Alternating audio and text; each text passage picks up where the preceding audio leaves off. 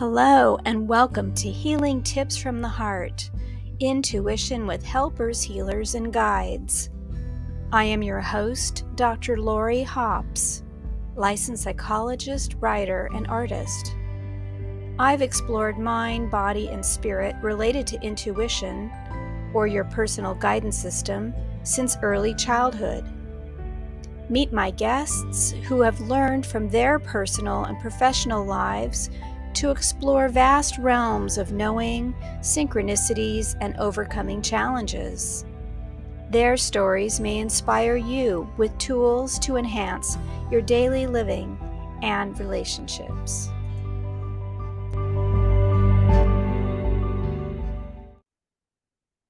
Hello and welcome my special guest, Brenda Small, who is the Director of Operations for Gift of Life International. And Brenda now resides in Canada, but I met her when she was in Southern California.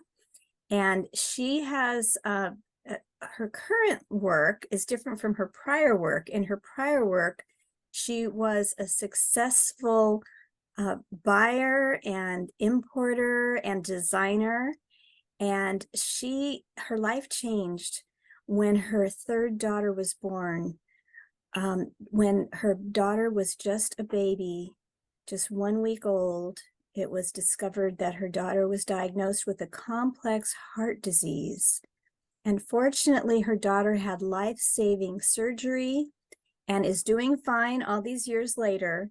But Brenda really took this literally to heart and found out more about how many children around the world are not given the opportunity to have these life-saving surgeries.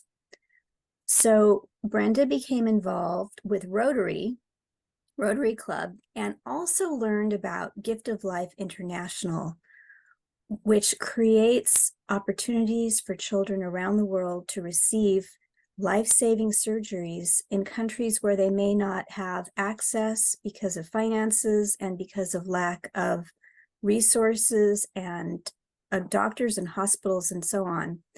So over the years, Brenda became more and more involved with fundraising and education with Gift of Life International. And eventually she became the Director of Operations. I met her probably about 10 years ago, volunteering for this organization. And she now is in Canada, has returned to her home country. And we're going to learn more about all of the helpers and healers that work with Brenda and others in this wonderful organization. And I'd love to also hear, Brenda, if you don't mind, a little bit about your creative process too, because you're a highly creative visual artist and that I know you by. Yes, I would say that. And anyway, we might be able to talk a little bit about your creative process too. So welcome, Brenda. Thank you, Lori. It's so great to see you. It's been a long time. It's so nice to see your face. Thank you. Thanks for agreeing to participate in this wonderful opportunity. And I love sharing your determination and grit and love and spark for life with the audience, because I've got to personally experience all of that and watch you over the years. And now I get to share you with other people. So this is fun for me. Well, it was fun to work with you when we were working together on the, when you were part of the board of directors of Gift of Life Los Angeles. Yeah. You were always a smiling face coming into every meeting, every event, and so supportive, you and your family. So thank you for all of that. And I'm so happy that we have continued to stay in touch over the years. Yes, thank you. You were a deep inspiration for me. And if I could, is it okay if I tell a story about how we met? Oh, sure. Okay, so this is kind of ties in with intuition and synchronicity. So I was getting my hair cut at a salon I've been to for a very long time, and there was never any ad or flyer or brochure at the salon table ever, except for one day when I walked in and I saw an ad and I thought, why is this flyer here? Someone must have left it by mistake. And I recognized one of the pictures of the people who was going to be speaking at an event, a friend of mine. So I asked my hairstylist about it. And she says, yeah, someone dropped that off today and I'll probably take it down tomorrow, but it happens to be here. So it prompted me to reach out to my friend. And I said, oh, that's so cool that you're going to be speaking. Tell me more about your event. And she says, I will, but first I have to tell you, I don't know why I'm telling you this. She says, but just last night I went to this fundraising event. I was at a dinner, a thank you dinner, and I was just a guest. I wasn't even part of the whole community. And somehow I think you're going to be involved with these people. And I'm like, well, tell me more. And she said it's called Gift of Life, and they do these great heart surgeries and fundraisers for kids all over the world. And I'm like, all right. And she says, I don't know why, but let me just put you in touch with the director of this organization, Brenda Small. So I thought, okay, whatever. I kind of wrote it off, but just kept coming back into my mind. And so I reached out and I talked to you, and you were like driving to one of your 5,000 events that you go to. You're like, hi, sorry, I'm in the car on the phone, but let me talk to you.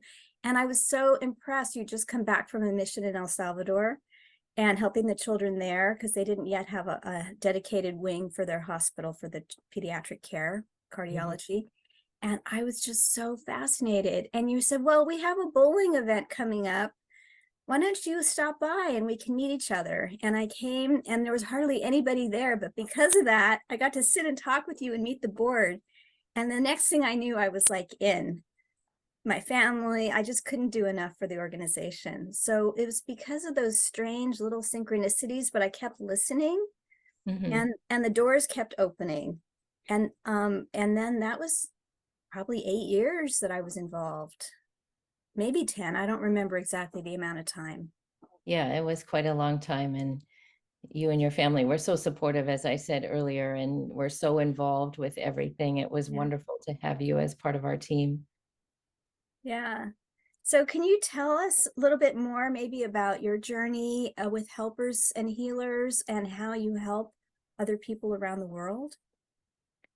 Yeah, well, Gift of Life International is basically the umbrella organization, and we have 80 affiliates around the world across 5 continents. 84 affiliates in 80 countries across 5 continents. So we have a huge network that we are fortunate and blessed to have at our disposal. So that's one of the ways that we're able to maximize our impact around the world. So we have volunteers all over the world. A lot of them are Rotarians, not all, but a lot of them are Rotarians, and that has been a strength for us to be able to access the global network of Rotary. We also have a huge global network of healthcare professionals that have been so kind and generous with their time, with their expertise, helping us to go to emerging countries, which is where we do our work, to train doctors and nurses in those countries how to increase their skills, improve their skills, and to be able to do these surgeries, these complex surgeries on their own in the children in their country, which is something that, most of these healthcare professionals, that's all they want to do. That's why they became a doctor in the first place. But they just were never given the opportunity and the resources needed to be able to fine tune those skills to the point where they're able to operate on these children with heart disease. It's such a complex procedure.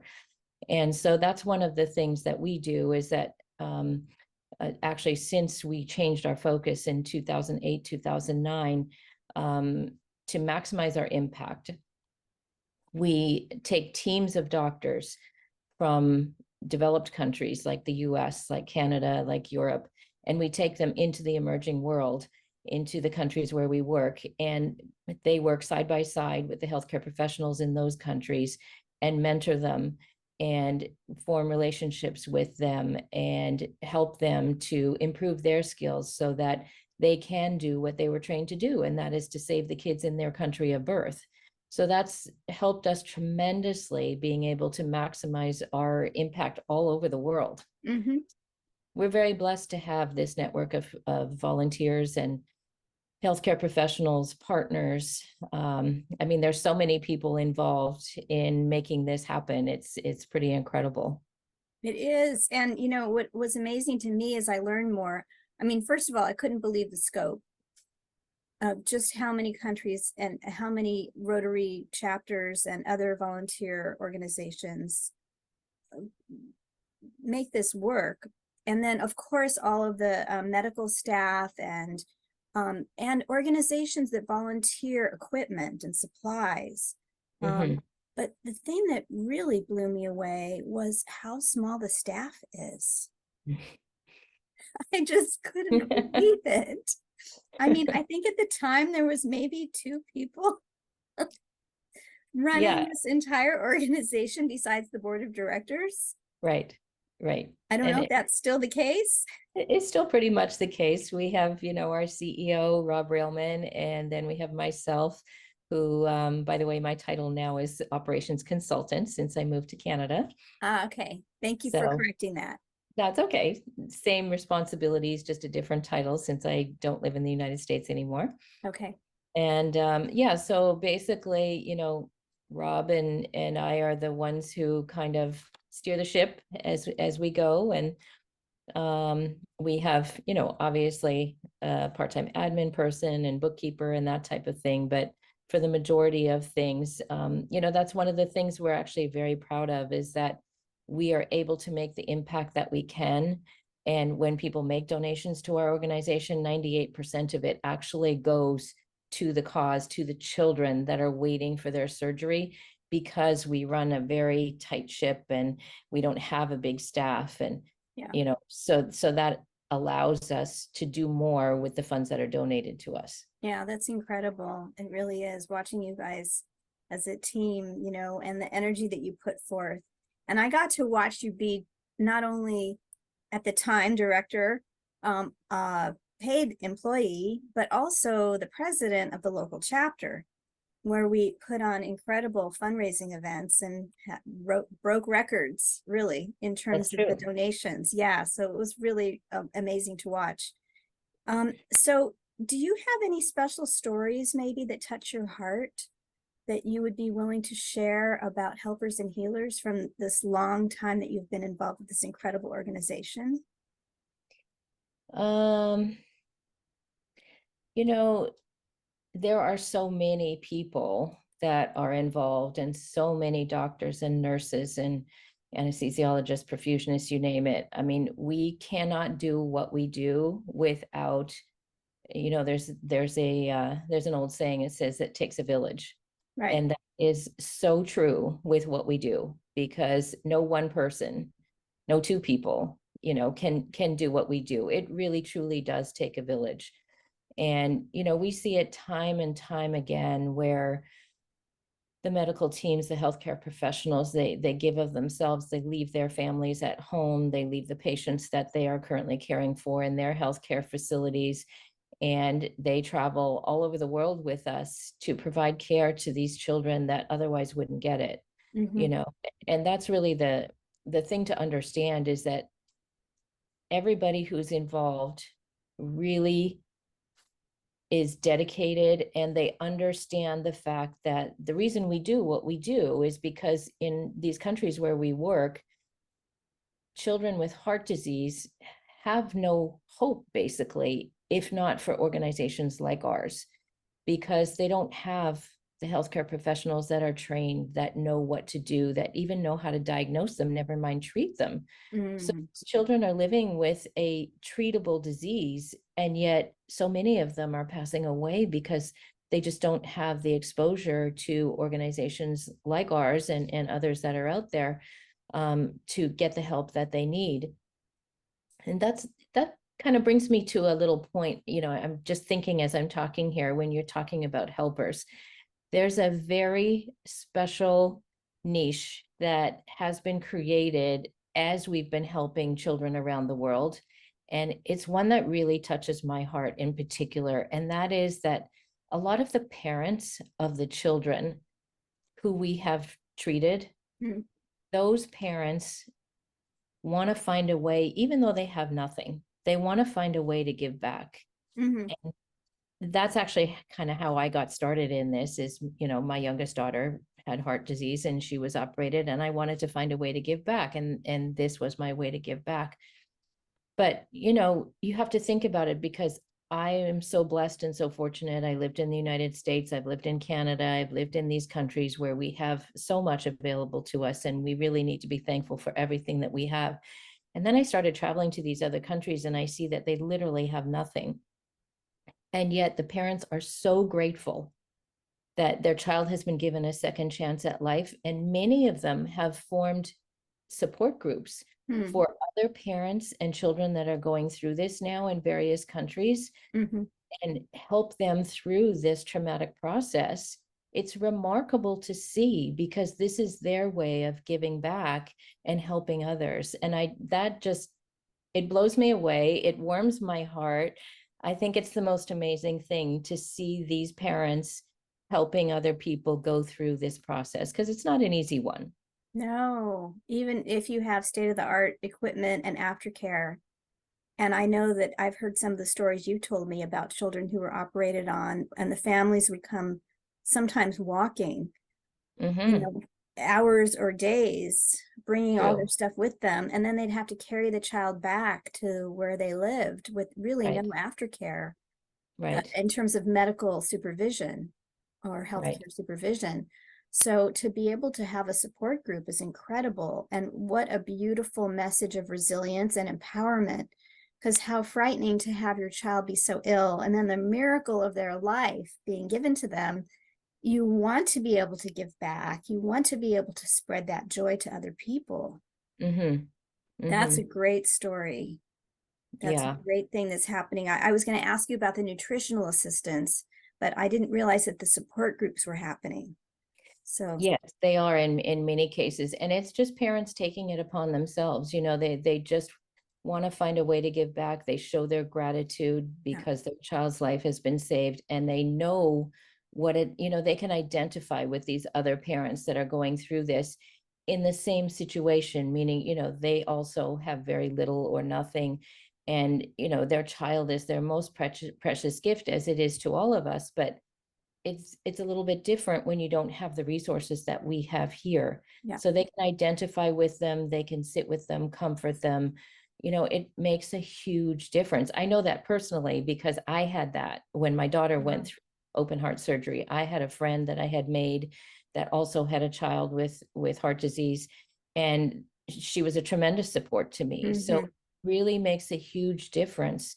And as an extension of that, Lori, I don't know if you remember, but we also have a humanized care program, which has been very successful and is sustainable now in El Salvador and Bolivia, where it helps not only the children and the parents to learn how to cope to go through such a traumatic experience, but also helps the healthcare professionals who are treating critical children day in and day out. Mm. That takes a toll on your mental health as well. And if you can practice the tools of the humanized care, it helps the healthcare professionals as well to be able to deal with the trauma that they see every single day. So these are all extensions of our program that we've been able to implement that are helpful not only to the patients, but to the people that are treating them. That's fabulous. I didn't know about that. Can you describe a little bit more about what the humanized care program, how it functions or what it does? It's a compassionate and empathetic care that is taught to the healthcare professionals, as well as then the healthcare professionals teach to the parents and sometimes the children. And a lot of it has to do with breathing Okay. exercises, that type of thing, with touch. Okay. Um, all of that comes into play when you're going through having a child in the ICU, having them come out of the operating room, even taking them home, not knowing how to deal with, having them recover, that type of thing. And then, like I said, for healthcare professionals that are dealing with this high stress and trauma every single day, for them to have self-care Yeah.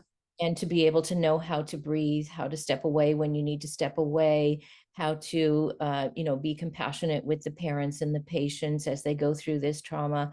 It really has helped a lot of people that are working with us in the local hospitals, um, because their method of how they were taught is not necessarily inclusive of the compassionate care. Yeah. It's more clinical. Yeah. And so we've noticed it really has helped a lot. We've even had stories. There's actually a licensed psychologist that was on our board of directors. She actually used to be our vice president, and she's the one who implemented the program. And so she's told me stories, and I've seen her work in the hospitals where, maybe a child that's a little bit older that's going through this, and she'll teach them how to do the breathing and that type of thing. And it has completely calmed them down before, they were supposed to have their chest tubes taken out, or they were going to have an IV put in, that type of thing. It's scary for children. Yeah.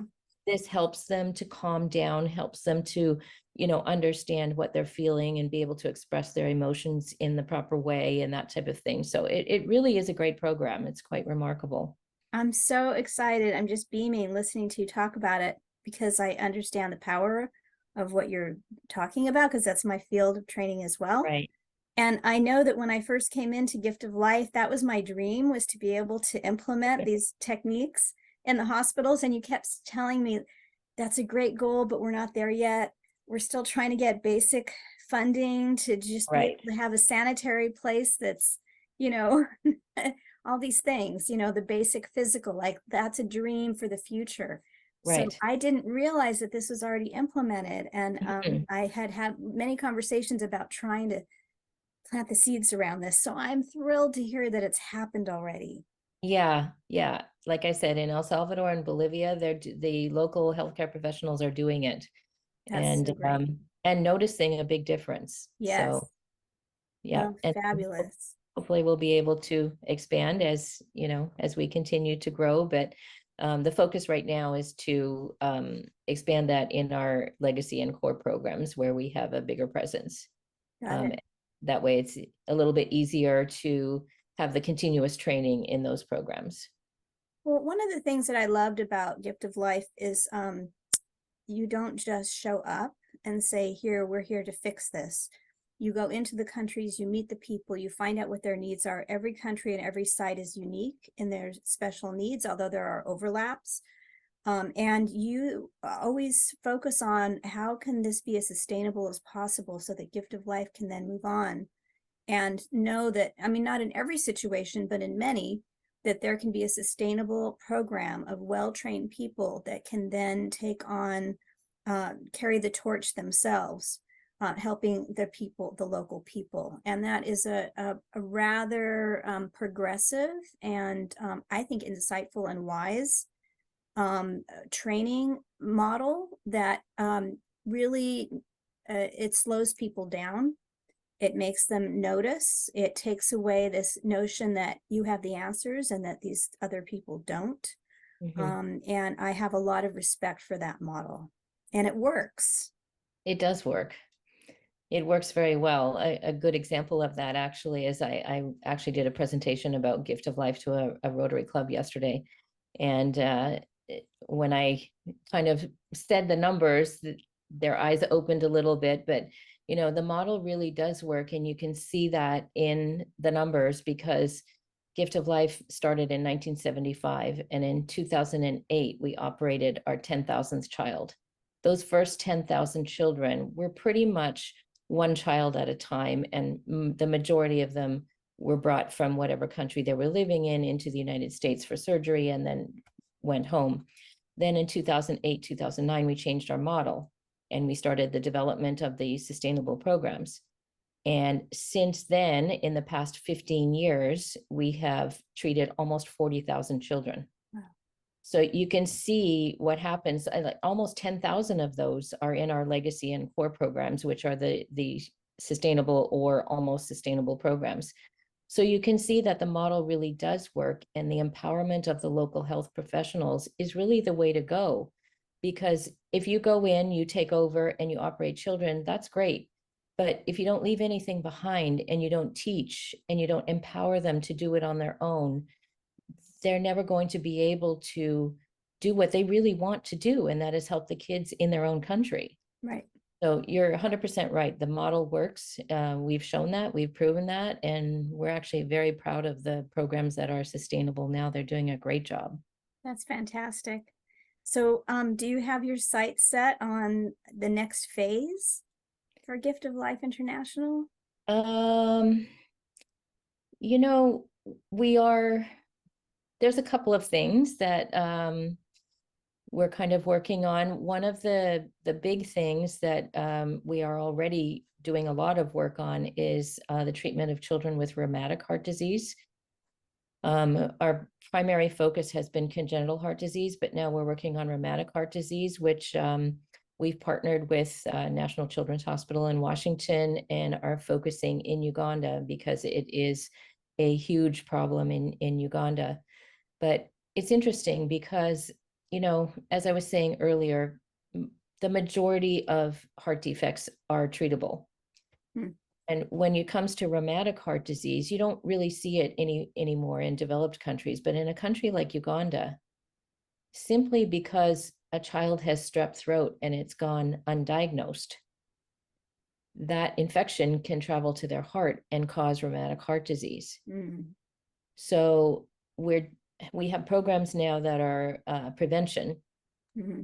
We've screened over 100,000 children in Uganda, and we have 800 to 1,000 children per month, every month, that are receiving penicillin shots to either stop the advancement of the disease, prevent the disease, and it's working. And these children, no matter how far they have to come with their parents, and believe me, some of them come pretty far, they never miss. Wow. And I have chills. yeah. So I mean that's a big thing because rheumatic heart disease is a huge issue in the emerging world. And there was something else I was going to say and it slipped my mind. It's okay. That wonderful, active, busy mind. Yeah. Well, we were talking about upcoming programs or initiatives. So Right. we're talking about this current one that you're already doing. Right.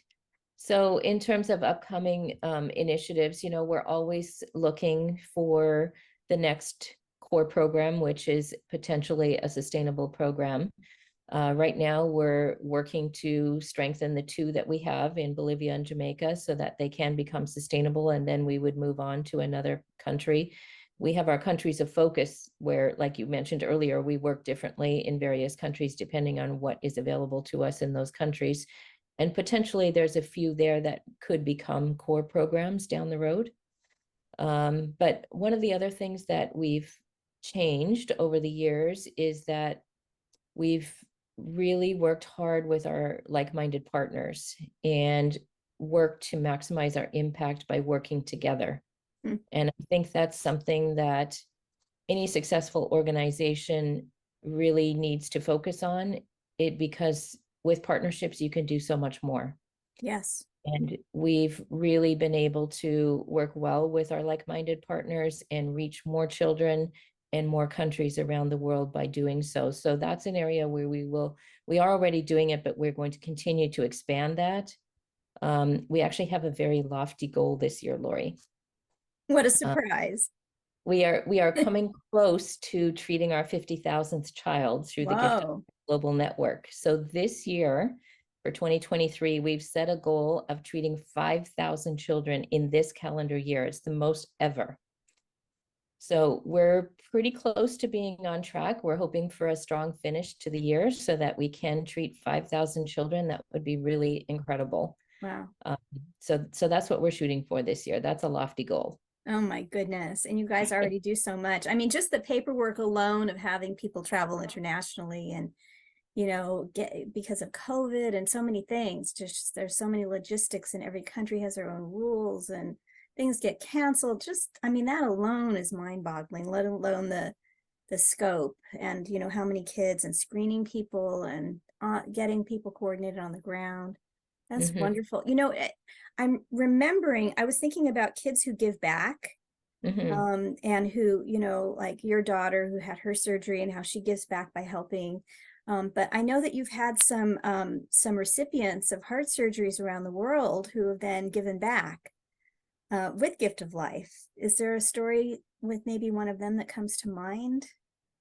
Well, I will tell you about the first ever Gift of Life recipient, which is Grace Aguaru. She was the first child in 1975 who received heart surgery. She was flown from Uganda to New York when she was 5 years old. And that was as a result of the founder of Gift of Life, Robbie Dono, who stood up in a Rotary meeting and said, how can I help? When a letter, believe it or not, back in those days, people wrote letters to each other. There was no email or anything like that. Imagine a letter from Uganda. How long would that take? And he responded with a letter to the Rotary Club in Kampala, Uganda, saying, how can I help? And eventually, I guess after letters going back and forth, Grace ended up going to New York and had her surgery. When she was 5 years old, the surgery went well, and she went back to Uganda with her father, and has for years helped us at the Uganda Heart Institute with the children that have been treated there. She has been a Gift of Life ambassador for years, and continues, to be very, very supportive. And she is now, how old would she be now? She's in her 40s, I guess, maybe 50. Yeah, about 50, I would say, in her 50s. Yeah. And she, to this day gives thanks for the opportunity that she had when she was 5 years old to have her heart healed, because she wouldn't be here today if not for that. So, Wow, yeah. And she was the very first Gift of Life recipient. So that's we beautiful. have several stories like that. Yeah, it's wonderful. I mean, what a community. Yeah. Yeah. Gosh, is there anything else that you'd like to share? I did mention something about creative process, and just to give, everyone has their own idea of whether or not they're talented and all those things, but you put out the most beautiful brochures and newsletters that are not only informative and have really easy to read graphics, tables and charts and all that, but are just stunning visually in terms of the layout and the pictures and the stories, just that the pictures tell when you look at them. And I remember when I found out that you had designed all of them, and I'm like, oh my goodness, and I knew that you had an artistic bent, and I see it in your family too. You have a lot of creativity in your family. So is there something about your creative process, either when you're putting together programs or creating, art or storytelling, that helps you be inspired with your own kind of personal helpers, healers, or guides? Well, first of all, thank you. You're too kind. I am not a trained graphic artist. I'm self-taught, but I think I do okay with what I do.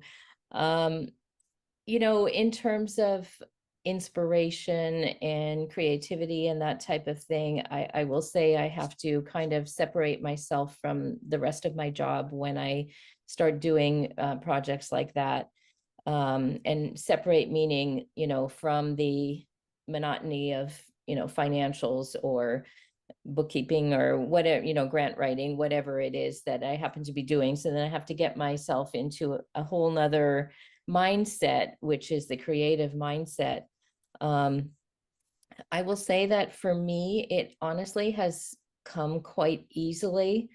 I think when you work with children, and when you see the smiling faces coming back to you after their hearts have been healed, and you get the hugs from the parents, and you get notes from the parents of gratitude, and I mean that's really the best payment that we could ever have is things like that. And all of those things, and witnessing firsthand children that really are hanging on to life by a thread, and then coming out of the operating room, recovering and laughing and playing like they've never been able to before.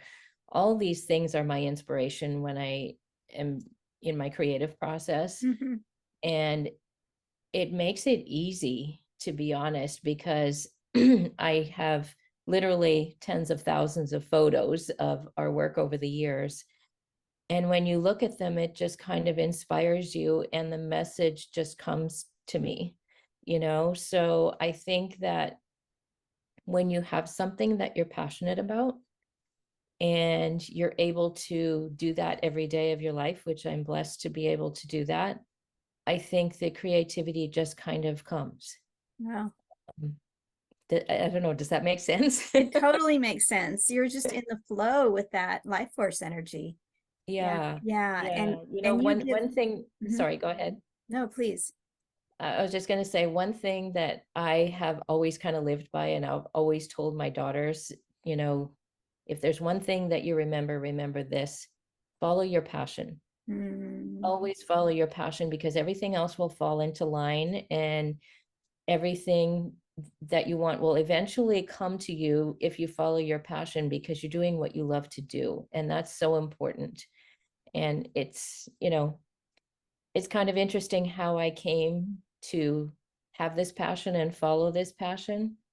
Um, Another thing that I would share with people is that I know not everybody can do this, but for me, taking a traumatic situation, which is when my daughter was diagnosed with this complex heart disease, and going through that with her and almost losing her, and taking that and realizing how blessed I actually am, turning it into a positive, and creating a passion with that to help others, has really become my purpose in life now.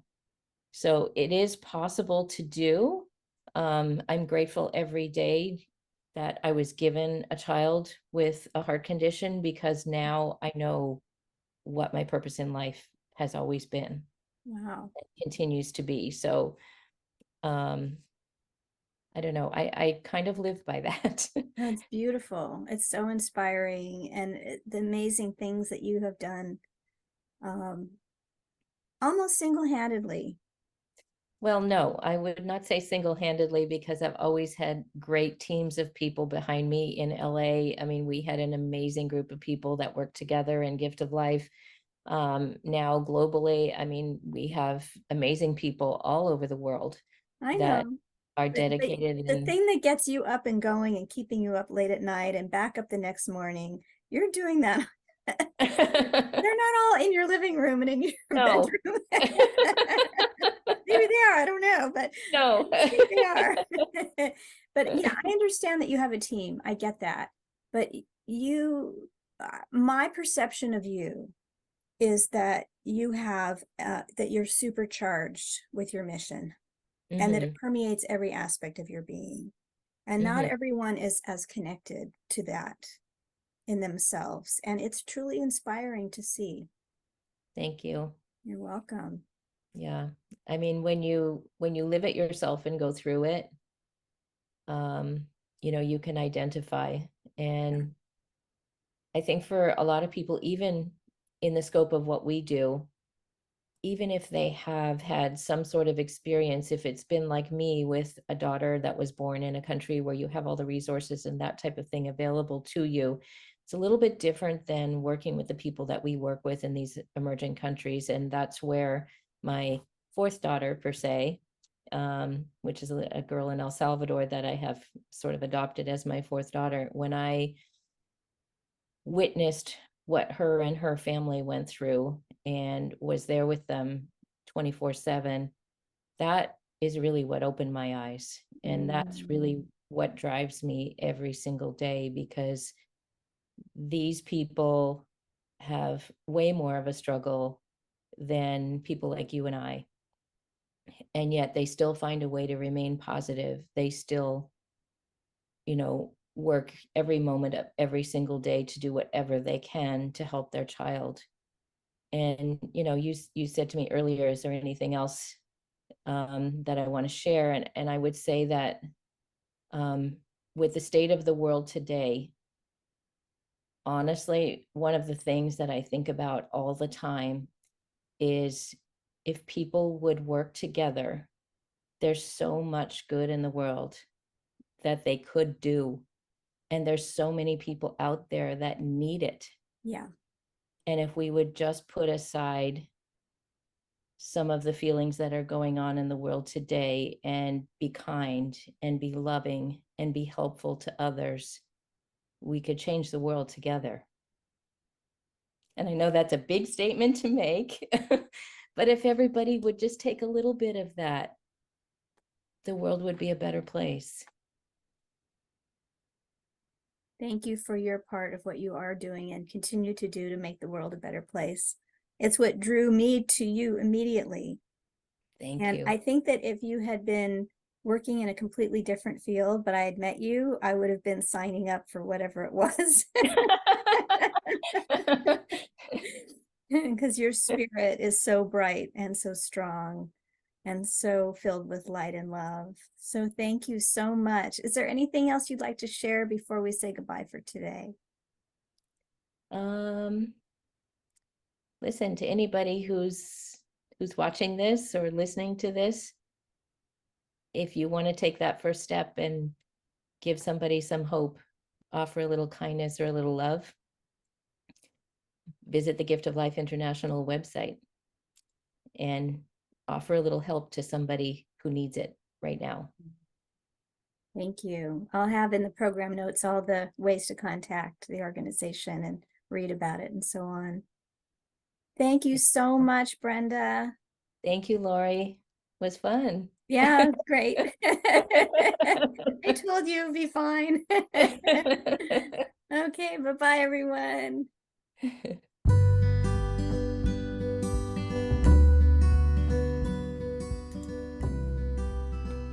Thank you for joining us for today's podcast. If you want to learn more, you can visit my website for podcast and resources at hopshealingtips.com. You can also like, share, and subscribe to this channel.